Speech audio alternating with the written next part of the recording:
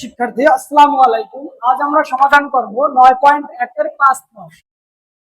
বলছে আমাদের প্রশ্নে এবিসি একটি সমকোণী ত্রিভুজের বিকোণ সমকোণ এবং tan এর ইকুয়াল √3 হলে √3 sin * cos = 3/4 এর সত্যতা যাচাই করতে হবে। তাহলে আমরা লিখতে পারি দেওয়া আছে আমাদের tan a ইকুয়াল √3।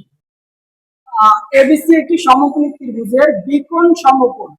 যেহেতু এ বি সি একটি সমকোণী ত্রিভুজের বিকোণ সমকোণ, তাহলে বি থাকবে সি। আমরা জানি কোনো কিছু না থাকলে, যেমন আমাদের এ এর নিচে মনে মনে আমাদের একটা 1 থাকে, তাহলে √3 এর নিচে মনে মনে 1 আছে।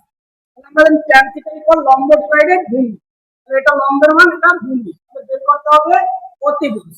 তাহলে আমরা লিখতে পারি আমরা জানি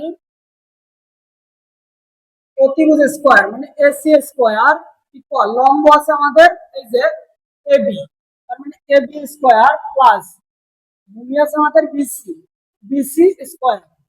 তাহলে আমাদের এসি মান বের করতে হবে। তাহলে এসি স্কয়ার ইকুয়াল এবির মান আছে আমাদের √3 হোল স্কয়ার প্লাস বিসি মান আছে আমাদের 1 square. AC square equal √3 square কাটলে থাকে আমাদের 3 প্লাস 1। এসি পাশে স্কয়ার থাকলে আমরা এই পাশে √3 ইউজ করতে পারি। 3 আর 4, তার রুট করলে আসে আমাদের 2। তাহলে অতিভুজের মান এখানে আমাদের 2।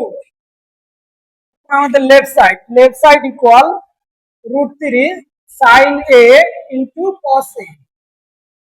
তাহলে এই যে √3, আমরা জানি sin a ইকুয়াল sin সমান লম্ব ডিভাইডেড অতিভুজ।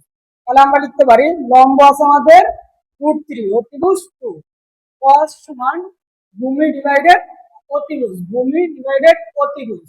তাহলে 1/2 √3 গুণ করলে এভাবে √3 গুণ √3, তাহলে আসে আমাদের √3 স্কয়ার। √3 স্কয়ার কাটলে থাকে 3, তাহলে এটা আসে আমাদের 3, 2 গুণে 4।